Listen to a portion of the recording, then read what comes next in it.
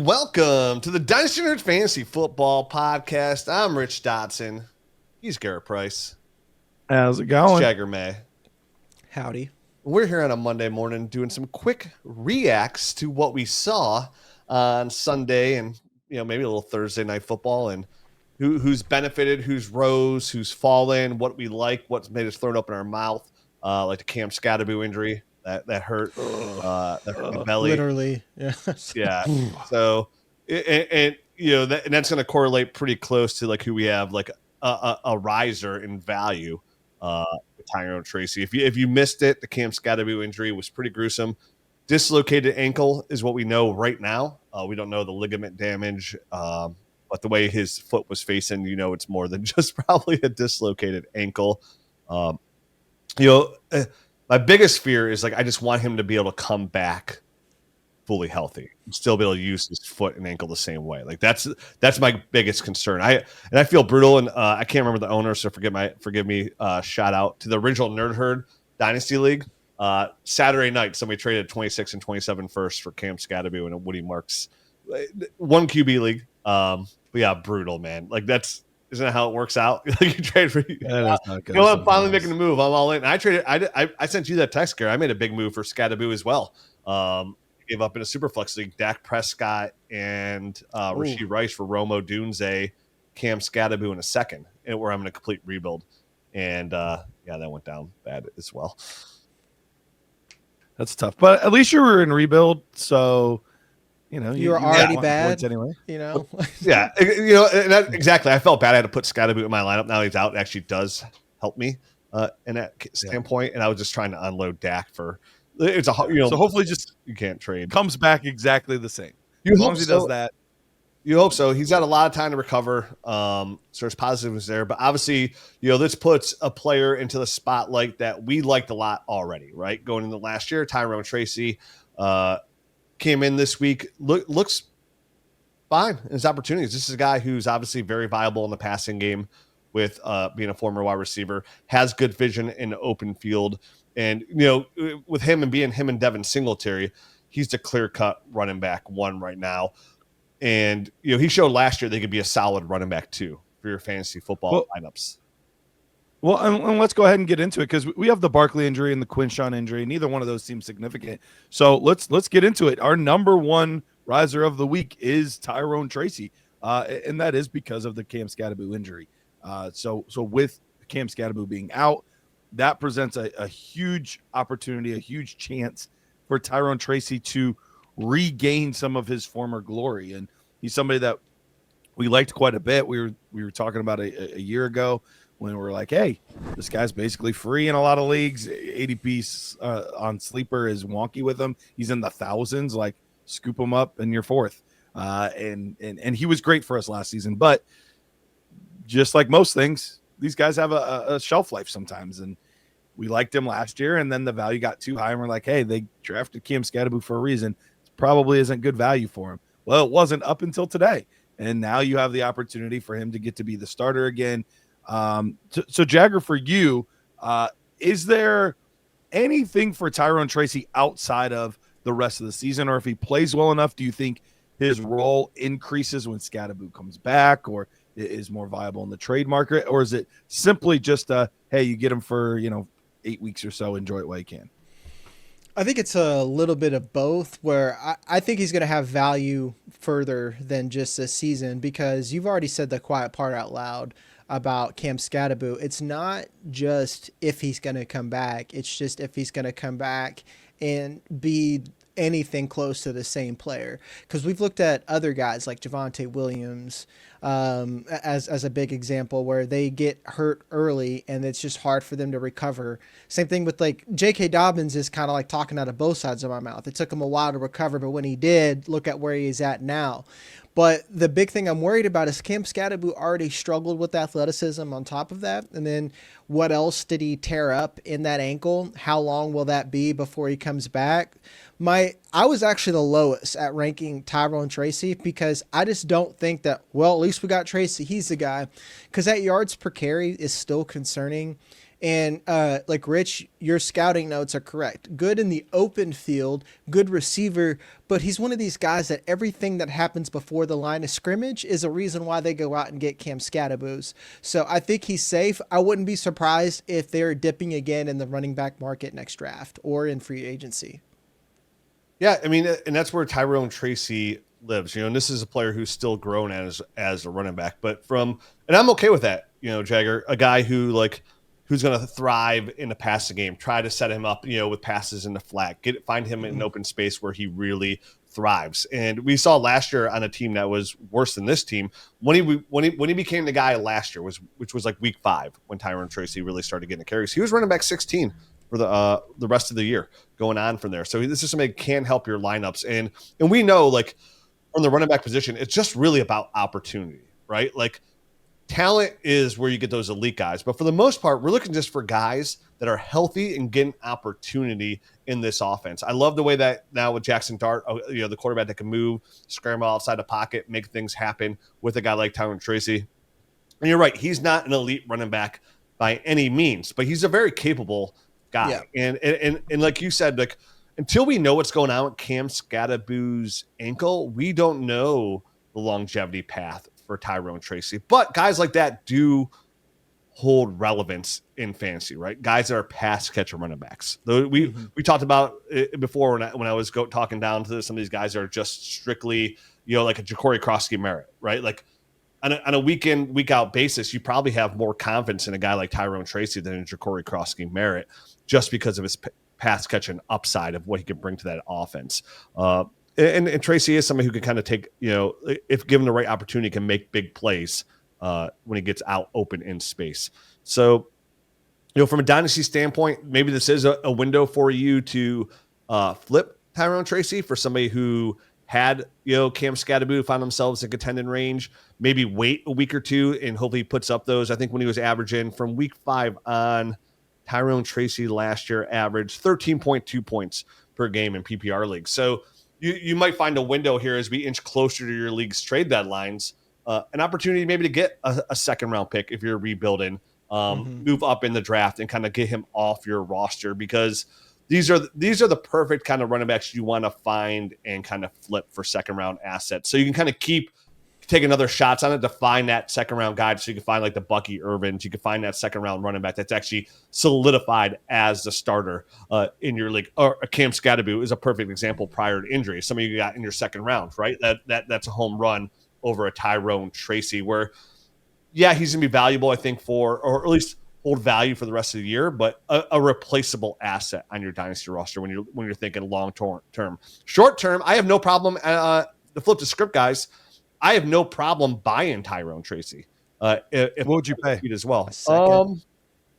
Honestly, if he's the best can offer, and it's a late second for Tyrone Tracy, I have no problem paying that if I need a running back. Because, and listen, guys, that's the price to play, right? Like, because nobody's giving up for a third. You're not giving a first for him. So like a second, is what you're gonna have to pay, and it's a late second, and that's fair value. And another reason, like, you shouldn't mind paying something like that is he's still a young running back on a rookie contract. There's still opportunity for him to contribute to your team, not just this year, but for multiple years down the road. So like, he holds as a dynasty asset as like a stash player, a player that when the running back ahead of him gets hurt, that he could be the guy. He could be the guy who, even when he has a main running back, be in on third downs, be a pass catcher running back. So he does hold value. So I have no problem paying a second round pick if I need running back help. That's where I'm at. I actually had this scenario pop up, and for further context, it's a best ball dynasty league, and homies like tried to send me a third, and I'm like, hey man, I don't know when Skattebo's coming back, and in best ball especially, I would rather just hang on to Tracy than give him up for anything less than that. So it's again, like I didn't mean to poo-poo on Tyrone Tracy by any means, but I think you nailed it, where even if he doesn't have the value that we may think, where he's going to come in and be an RB1 right away, he's still always going to have that value, especially in PPR. Because like I said, I just don't want people to go out, well, he's the guy now, let me go spend late first because I'm desperate. Like, don't do that, playa. Don't do that, No. All right, well, let's get to our number 2 riser of the week. And I'm going to be honest. 2025 has been pretty good to me. We've got Javonte back. J.K. Dobbins is looking good, and another running back that was one of my guys that, injuries and other little things just have set him back a little bit. But our number 2 riser on the week, Tyjae Spears, running back for the Tennessee Titans. We're starting to see the changing of the guard a little bit. For all of last year, Tony Pollard was the guy. We thought it was going to be an A and B situation. It wasn't. It was just there was the guy, and here's the clear backup. And when Spears got his opportunity late in the season due to Tony Pollard's injuries, he balled out. He was putting up numbers for fantasy football teams in the playoffs. And so coming into this year, in the back of my mind he was a stash for me, a guy that I've always liked his talent. His movement skills are really, really fun. He's got some good vision. He's cutbacks, the things he can do in the receiving game. Like, there's a lot of little things in this game that I really like. But then, of course, starts the year injured, misses the first 4 games, and I'm like, here we go again. There's another reason not to have Spears, and it's not going well. Starting to turn a corner here a little bit. This week, we had the same amount of touches overall as Tony Pollard. He had 9 attempts. This is Spears. 9 attempts, 59 yards and a touchdown. Another 3 targets, 3 receptions, and 23 yards. And when you see some of the runs that he's ripping off and some of the plays that he's making, Rich, it's looking like, especially with a new coach, at least for the interim, we could really be seeing kind of a shift here in who's the lead back. Yeah, he's the Rico Dottle to Chuba Hubbard, and that's Tony Pollard, essentially, just way more efficient. And I think it was last week's episode or the week before that, right when Tyjae came back, Garrett, like I brought him up, hey, don't forget about Tyjae Spears, somebody again that as well, is with just how good he looked right away. You said his movement skills, his cutback ability. He is somebody that we've kind of touted on this show for a while. I have a ton of Tyjae Spears shares, and you're right. Like what makes to rise is like you can see the talent rise into the top, right? You can see that he is just a better overall running back at this point than Tony Pollard. And the question is like how long until he completely overtakes him? Because right now, like he's still viable as a flex play for what he's doing with the plays he's running off. Just like I said, very comparable to kind of like Rico Dottle, but Rico Dottle is actually getting a little bit more touches than Chuba because he's so much more efficient. And I think it's going to be a split for a while because this is a team that clearly has to rely on the run. They have nothing going on in the passing game whatsoever. This whole offense as a whole is just abysmal. It's a black hole. Yeah, it really is. And it sucks.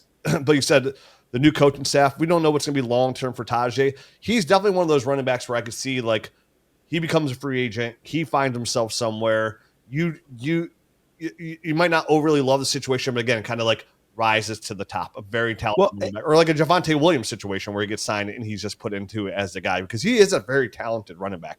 And what's great about Tyjae is he has a 3-down skill set. That's what's great about him.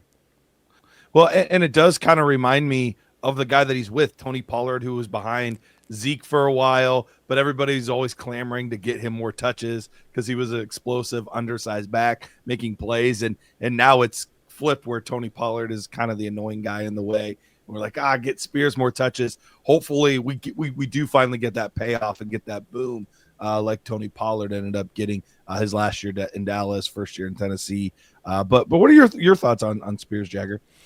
I'm exactly where Rich is at, and he's been someone I was all in on at cost, and then I've just been waiting and waiting and waiting, and it feels like my time is now, but I feel like there still needs to be a bit of patience for the simple fact that you guys nailed it, the Titans suck, womp womp, and if you have a running back that isn't Bijan Robinson, Jonathan Taylor level talent, you're always going to be a little bit hamstrung. But on top of that, like you said, he at least has that PPR floor. So he's someone that I think is a clear buy for both contenders and for rebuilders, because I think he's going to have that long-term value for a rebuilder. And if you're a contender, I do think he has a low ceiling, but he at least has a safe floor. And if he doesn't help you win, he's at least someone that you don't feel like you burned a pick or whatever your asset is for, or your asset is worth for the future. I mean, a name that hasn't been mentioned, the Tennessee Titans has been, you haven't heard this name at all, his name, but like Tennessee Titans outside of Jeffrey Simmons and Cam Ward, I think it's been in the news the last week where like, the GM said everybody's available, right? Like Tyjae Spears is that sneaky guy that would probably get traded for like a 6th round pick, something like that, to a running back needy team. And man, would he like what again? This is always sky high when you say stuff like this, but like the Chiefs, right? The Chiefs go out and give up a 6th round pick for like Tyjae Spears, and kind of like you didn't see that coming. And like the NFL world, the casual fans like, oh, whatever, who Tyjae Spears, I don't even know who that is. But like from a dynasty standpoint or fantasy standpoint, we'd all be like, oh my gosh, like, that's running back 1 potential. Like because Tyjae fits that offense, so he'd fit it so beautifully. Like he's like almost like a more nimble, younger Kareem Hunt. You know what I mean? Like into that offense. So for me, like that could be a sneaky value boost as well. You know, like it just throwing out. I hadn't even thought about that. Like throwing that out there where like everybody's available. Like, because I know if I was an NFL GM and I can get a guy like Tyjae Spears on my roster for like a 6th round pick, like I would love to. Done. You know, it's just sometimes you like that. Like, there's so many teams out there that could use running backs that are like legit contenders right now, and you know, running backs go for nothing. I don't know if is Tyjae in the 3rd year of his deal. Third year of his deal. Okay, so he's got 1 more year on that deal. So any team that acquires him gets 1 more year as well. And I think Titans would take any picks at this point. So again, just kind of a sneaky name when I hear the Titans say everybody's available. For me, you'll cross your fingers, hope for the best. Like, hey, Tyjae Spears to the Chiefs. They're like, oh man, this is orgasmic. I love it. Dream. Absolutely. Well, speaking of the dream, you always dream of your players having 3 touchdown games, and that's what we got out of RJ Harvey this week. Now, for me, it was a little bit more of a nightmare because your boy had a anytime touchdown on J.K. Dobbins in this game, and Harvey took them all. He took them all, but had a really, really good game. 3 touchdowns, 2 on the ground, 1 through the air. Not a big stat line elsewhere though. 7 attempts, 46 yards with the 2 touchdowns, and then only 1 target, 1 reception, 5 yards. But obviously, when you're that efficient scoring, that's always good news. And I thought for sure it would be Rich having this guy 1, but it was actually Jagger that had this guy at 1. And Rich is a big RJ Harvey guy, but we got to go to Jagger here. Jagger, why was he your top riser for you this week? I don't know if Rich was there, but I was just worried about RJ Harvey long term because of the whole Sean Payton hates us narrative. And it feels like Sean Payton just discovered fire to cook with. He's just like, wow, this guy's really fast. Let's get this guy more touches. Because that's what we're used to hearing him say about Marvin Mims for weeks at a time. So now I feel like we got the player that we bought and for the price that we bought him at, particularly in redraft. Dynasty is one thing here. I felt like there was a real buy opportunity for a lot of us out there.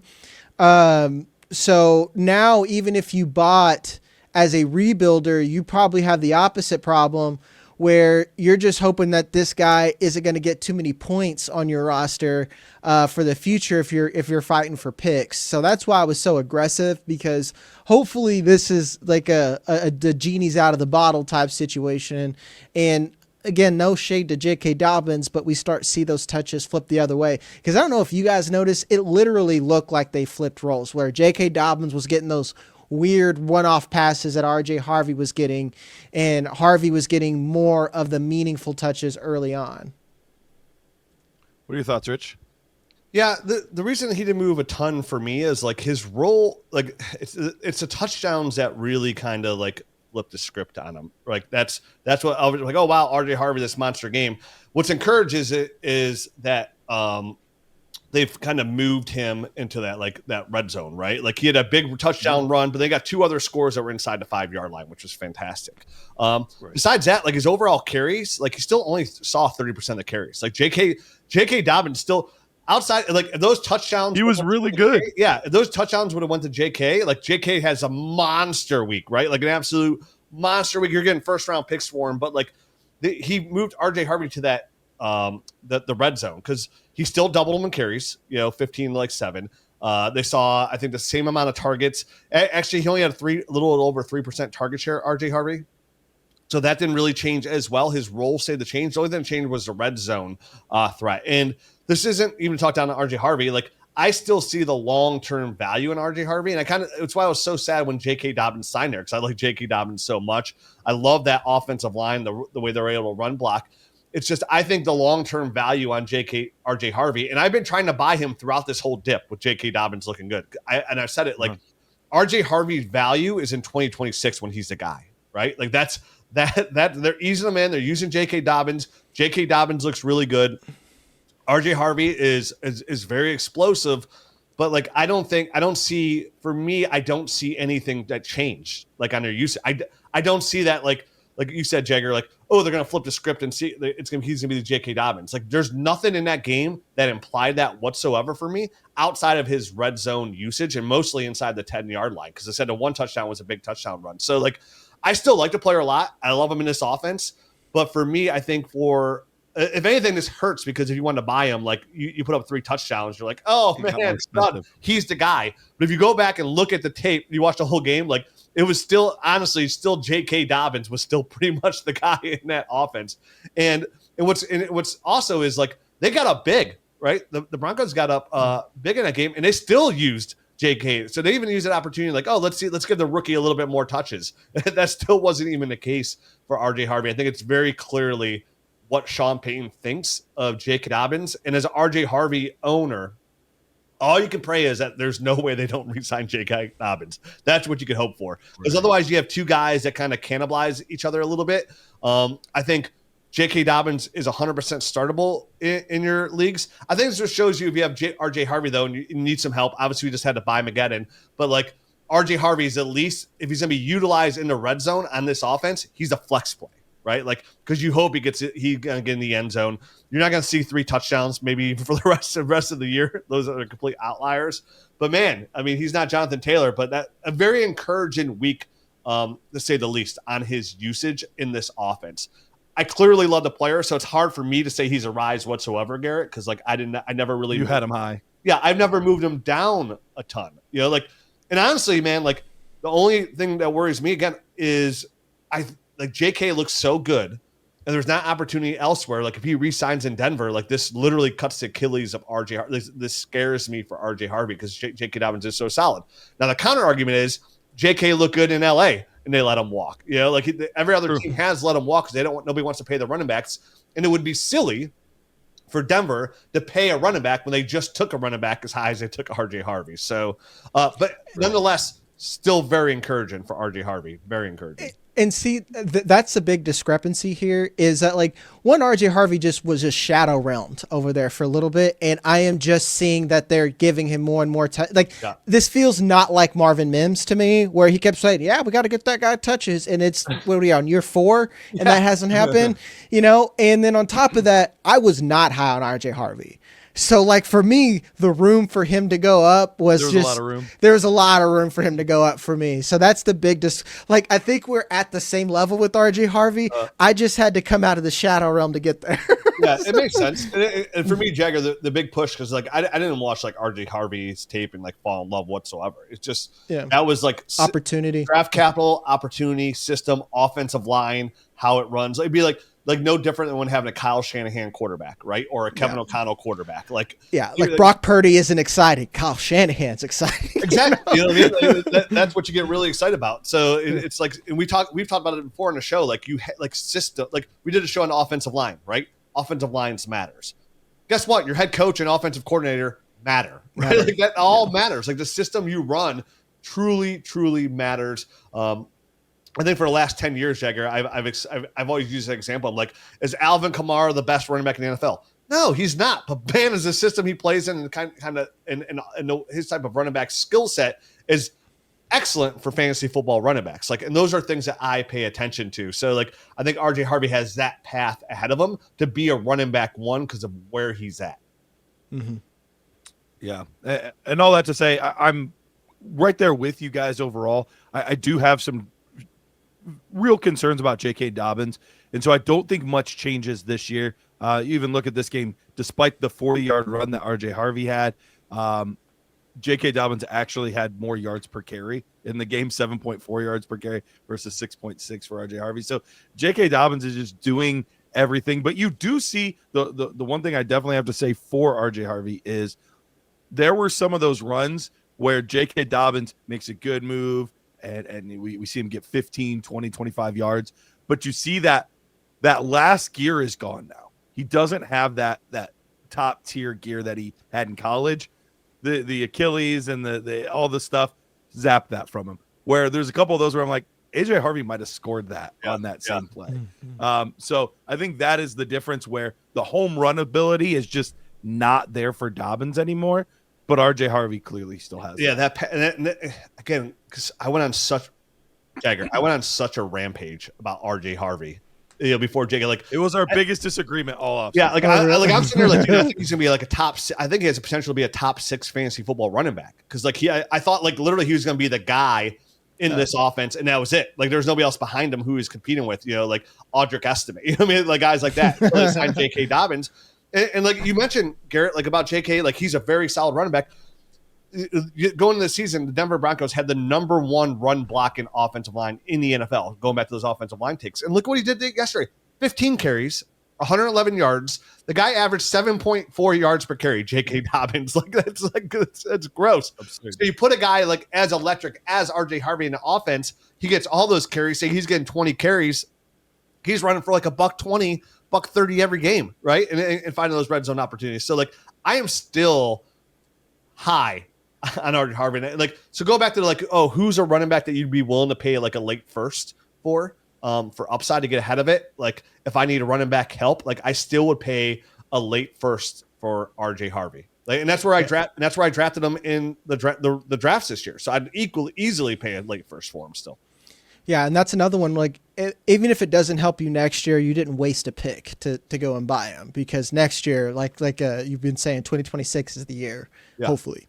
And those are gambles. Those are gambles you take in Dynasty. Now, like obviously, this week is not the time to go try and buy RJ Harvey for the first and we put up 3 tutties. People are like, I need a little bit more, and you offer that hope. And so he went like in the second round of your drafts. Like I was taking him in the late first, but like, yeah, man, like those are guys I'm willing to gamble on and go in. And listen, you might end up with like a Clyde Edwards-Helaire. You might end up with like somebody who's not very good. Don't say that name. Don't say that name. But a Keyshawn, some of those lines. But those are like gambles you have to take sometimes if you want that young running back, because like otherwise you're paying young running back price, and those are usually prices I'm not willing to pay.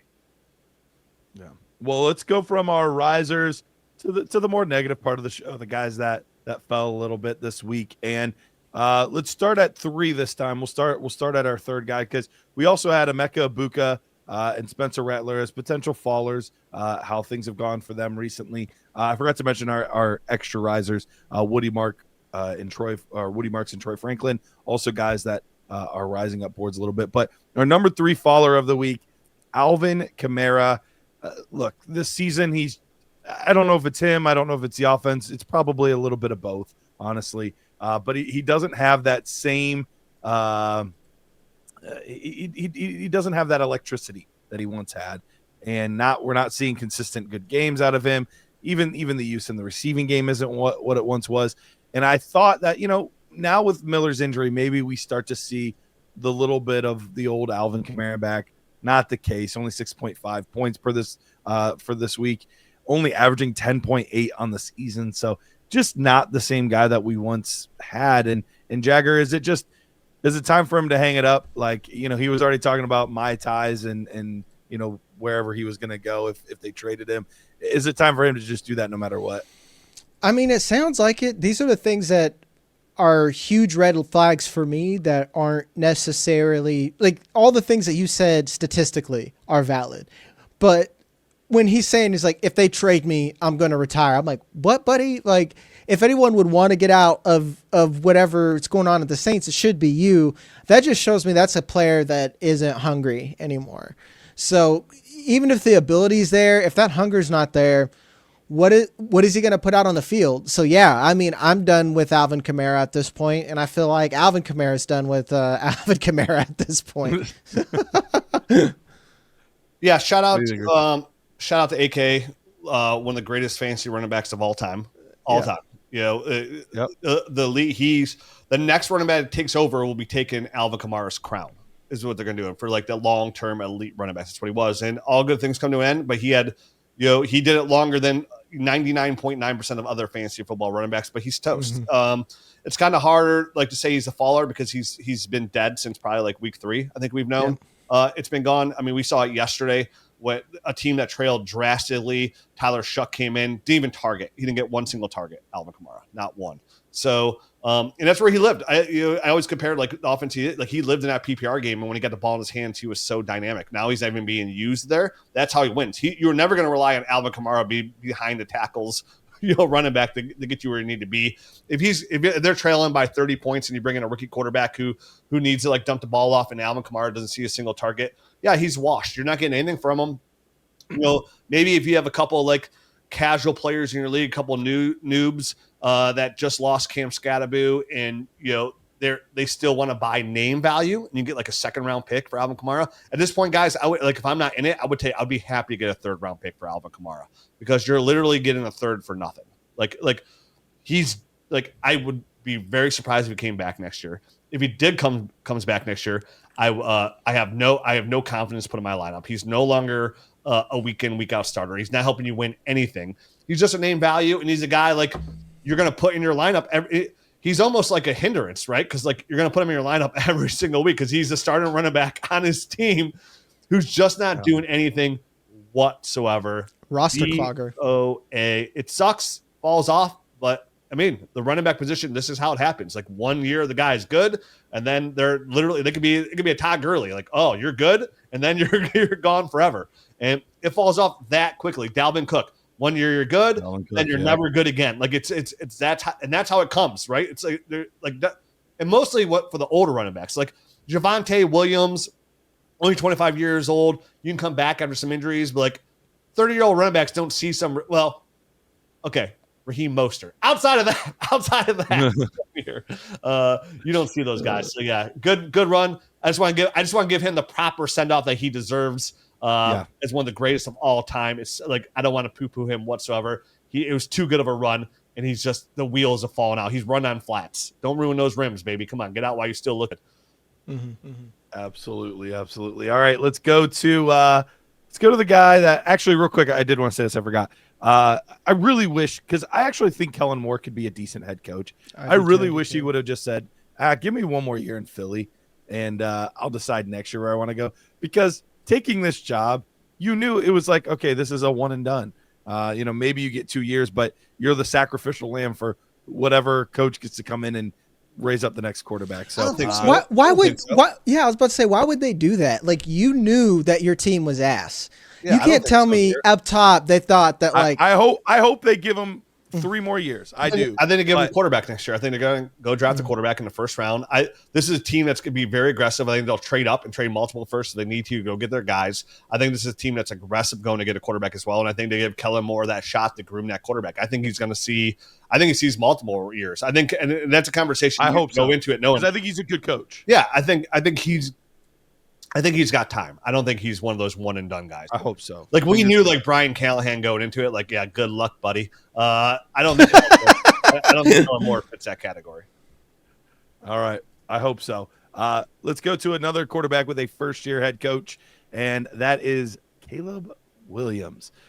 Caleb Williams, look, for all of the hopes and dreams, and look, I have him on a couple leagues. There was some spurts there where I was like, okay, we're starting to look good. He was a top 5 quarterback through the first like 3 or 4 weeks of the season. Things were looking good, but man, it just is not coming together. To see kind of the cross between a guy like Drake May, who still doesn't have a lot in his offense and is just elevating everything around him, to Caleb Williams, where it seems like he's relying on everything around him to get him to where he needs to be. And it's just not been good so far. Still only halfway through his second season, so Not ready to give up yet, but when I update my rankings this weekend, he is going to be dropping quite a bit for me. What's he going to be doing for you, Rich? Yeah, I mean, this is something I've kind of talked about the offseason. I think we had like JJ on, Zach Reese, and I was telling him, like, dude, I've been moving all my that was before the season started. Like, I've been aggressively trying to move all my Caleb Williams shares for like Brock Purdy plus. I was aggressively trying to do that, like trade. I was trying to move Caleb for like Brock Purdy plus a first is what I was trying to do. And a lot of people weren't in. Like, I had my concerns about Brock Purdy. I mean, he's Caleb Williams. I mean, he's Trevor Lawrence. So is what he is. Like, that's right now at this point. He's basically Trevor Lawrence. And yeah, I mean, his ball placement isn't that great whatsoever. I know Matt had a lot of concerns about Caleb Williams coming in to the league as well, and I think he's insulated. I think he's the guy. I think he's gonna see time out there, kind of just like how Trevor Lawrence was. They extended Trevor Lawrence, and you're right. He's relying on those weapons, and he's just from a dynasty standpoint, you could do so much better, like just so much better. And I'm not gonna sit here and say, like you said, like this is set in stone because we don't know. Like a switch can be flipped at any point. These quarterbacks, it's so hard to say anything for sure. Sam Darnold's balling now. Like you never know. Yeah, but like this is some things I was concerned about going into the season, and I was trying to like tear down essentially from Caleb Williams because I did have my concerns, and now that and listen, guys, I saw it on Twitter. I saw it on X this week. People were like, I saw multiple national people, a couple of people quotes out there going, "Is it time to have a Caleb Williams conversation?" So I've already seen now the cracks start to form in the foundation from that, because that's where it starts, right? Like when the national media starts making these little comments. I tried to get ahead of it. I really did. Unfortunately, I wasn't unable to move as many Caleb Williams shares as I want to. And this isn't like a fire sale either. Like I don't need to get Caleb Williams off my roster because he's still, I can live with. If he's quarterback 19, I can live with that. If he's my quarterback 2 on my Superflex team, I can live with that. If he's my quarterback 1 on my Superflex team, I'm in some trouble. But like I've literally treated him the whole time as a player, like, come on, put something together so I can move you. Like, and I have that I think I'll say this as a Caleb Williams shareholder, like I've been very disappointed where like I haven't had any weeks where like he's put up these big weeks where like I can move him and then do that tier down. Like I was looking for any opportunity, like, oh, Caleb Williams put up 2 monster weeks so I can move you for Jackson Dart, right? Like put up any like opportunity where I can move you for a player, and like it hasn't come. And now what sucks is like you're kind of like what, and this is what sucks about when I say these cracks happen in the foundation is like once it gets out there nationally, people are like, oh, Caleb Williams, we're talking about it on our show, right? Like our show has a lot of people that listen to Play Dynasty. Like, good luck trying to move him after that. Like people are like, oh, I don't want like the same thing. Good luck trying to move Trevor Lawrence before. Like, what were you getting Trevor Lawrence going in the offseason? Like a 25-year-old former first round number 1 overall pick, a first round pick. You probably like at a point you're not moving Trevor Lawrence for a first round pick, and people don't want to take a first round pick. So like he gets this really weird window of like, what are you moving him for? Your only hope is like you have 2 other quality quarterbacks or okay quarterbacks, and somebody just needs a quarterback because their quarterbacks were like Kirk Cousins and Tyler Shuck, and they just need quarterbacks, so you can move them for like a receiver, a running back, a high draft pick, something along those lines. But man, right now, guys, like, if you tell me I could take the gamble on, even before I know where these quarterbacks end up, Lenore Sellers, Fernando Mendoza, Ty Simpson, like I'd almost just rather gamble on those guys. And I have no idea what's going on over like this super hyped former Heisman number 1 overall pick, Caleb Williams, man. Like it's not happy valley out there. I'm going to talk you off the ledge. A little bit. Thank you, please. Okay, all right. I need it. And obviously, you got my parachute on. Yeah, I do. Like your fingers on that emergency exit button right now. I think one, you got to consider this as his rookie year. I know that's hard to say it, but this is his rookie year. Now, when you compare his rookie season to Cam Ward or Bryce Young, I don't think it's that bad comparatively. On top of that, this is an incredibly young offense from top to bottom. They haven't had Colston Loveland involved for multiple weeks, and they run a 2 tight set. That is in their depth chart. That is a major piece that you drafted 8 overall that you haven't had in this offense. On top of that, DJ Moore hasn't really bought in on it. That's been a problem since the beginning.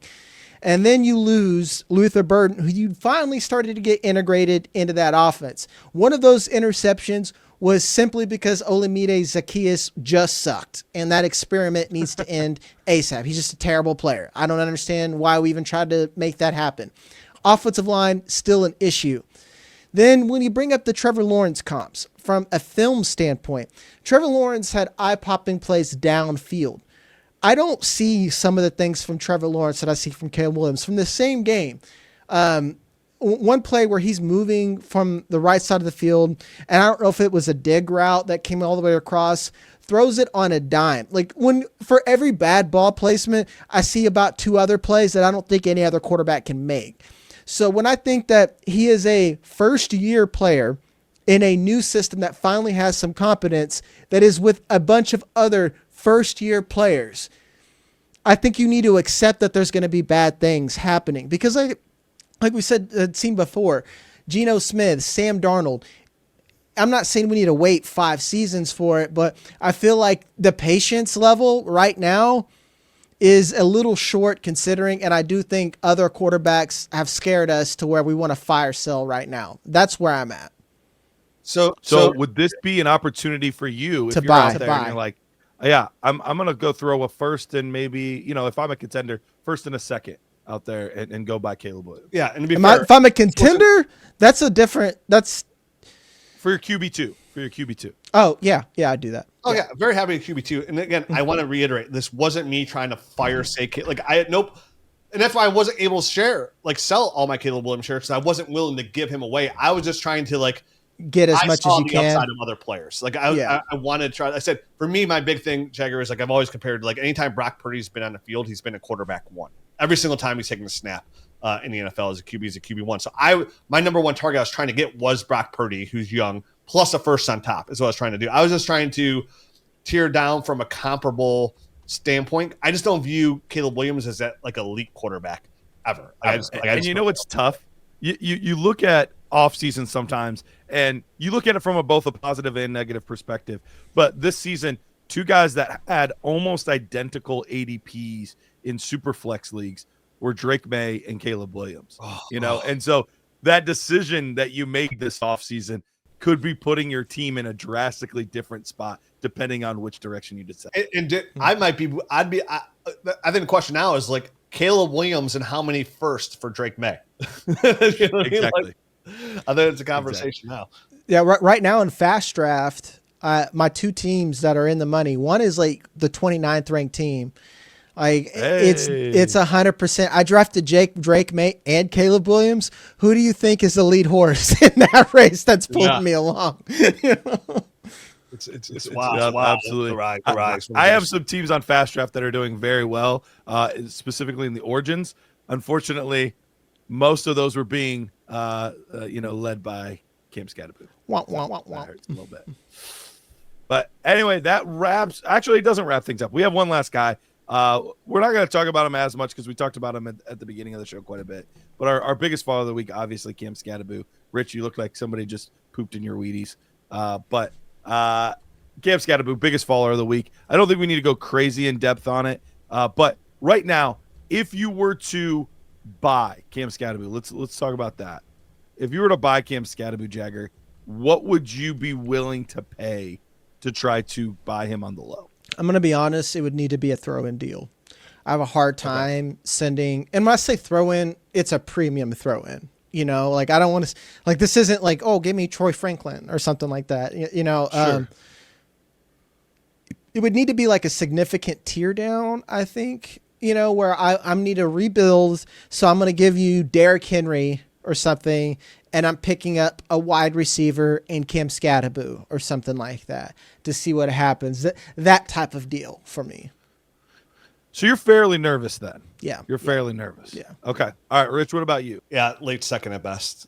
And I just bought him. And then somebody paid 2 first for him. That's terrible. But that's not a regular injury. I mean, when your foot's facing the other direction, that's not a regular injury. There's a lot of concern. I'm just waiting. I hope that, when you hear back about the medical, the ligaments weren't as, it wasn't that bad. He should be 100%. That's what I'm hoping to hear. But once I don't know, I'm concerned like Jagger is. I'm not, I already hate trading for running backs as it is. Like I really do. Yeah. So like for somebody who just had his like ankle dislocated, which is the nicest way to say like your foot's facing the wrong direction.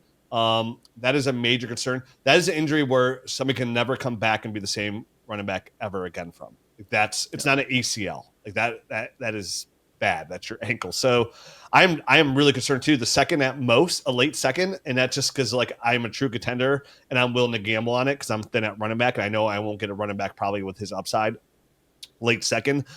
Besides that, like throw in, like Jagger said, it kind of like tipped the scales where like a deal's pretty close, but like I need just a little something on top.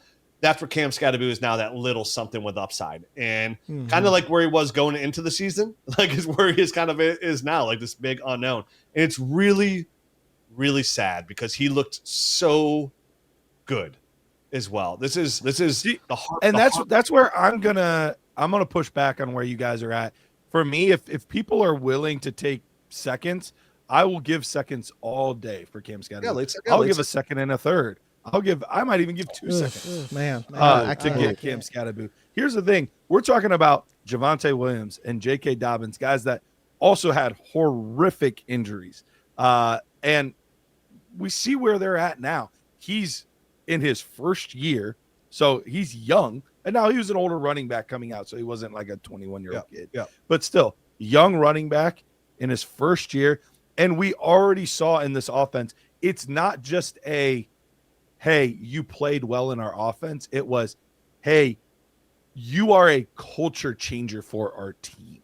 Like, those kind of players are going to get every opportunity to succeed. It's not just Tyrone Tracy. It's not just a Tyrone Tracy where it's if it works out, we'll like squeeze him in. Like, no, this is Jackson Dart's guy. This is Brian Dable's guy. Like, so for me, yes, maybe I'm taking on a little more risk, but second round picks are, you're looking at a 15 to 20% hit rate anyway with those late seconds. I have zero issue doing that. And if that really is the price where it's 2 seconds or less that I would have to pay, then I will be getting a lot of Cam Skattebo share. I think what you said, Garrett, is literally like the biggest pro for him is like what he brings to the offense, the support he has of Jackson Dart and his offense. But like same time, the NFL is a cutthroat business, man. Like they don't give two shits about a lot of that stuff, and in the GM. So like it just really comes down to like, again, if the Giants took a running back next year in the draft, like, because the problem is like if it's real. Here's what worries me too about that. I'm with you, Garrett, on that as well. But like, if he's not ready to start the season next year, right? Like, there's a lot of other opportunity for other guys to come in and kind of like solidify themselves in offense as well. Like, it comes back to like I want to hear the medical. That's what's all. And you're right. Like, you might get ahead of it. Where like all of a sudden now, like, hey, he's gonna come back. He'll be 100% by the preseason. His price just went up a little bit, but like snaps in like a Lego man. You're like, all right, you're good, dog. Things on those lines. Like he avoided like ligament damage, something on those lines, right? Like we'll see, but like I get what you're saying. If it was any other position, maybe, but like just hard. It's just really hard. And Rich, I think you're probably in the same boat as I am. Like I hear you, Garrett. That's why I think I'm going to buy him when he becomes a 3rd round pick at the beginning of next season, because like you mentioned, J.K. Dobbins and Javonte, yeah, they're good now, but we were buying them for change out of our couch. I'm waiting for that price to happen. You're waiting for that rate. Yeah, and that's a good call, Tiger. He's more of going to be like an off-season buy kind of thing. Like he's like the perfect buy, like overhyped during your rookie draft when you're at like 2-11 and somebody sees him like there, or like 3-1, like. They want like, oh, I need Terrence Ferguson. I need him. You're like, all right, well, give me Cam Skattebo. Like, all right, here you go. Even then, at that point, I'm probably like, oh, dude, I need Terrence Ferguson too. All right, guys. Well, that wraps up our risers and fallers for this week. We have so many episodes coming out every single day of your work week. So make sure to stay locked in. Follow us on YouTube. Make sure to like and subscribe and all of the things you do on all the podcast and YouTube platforms. We appreciate you guys. And we'll see you next time.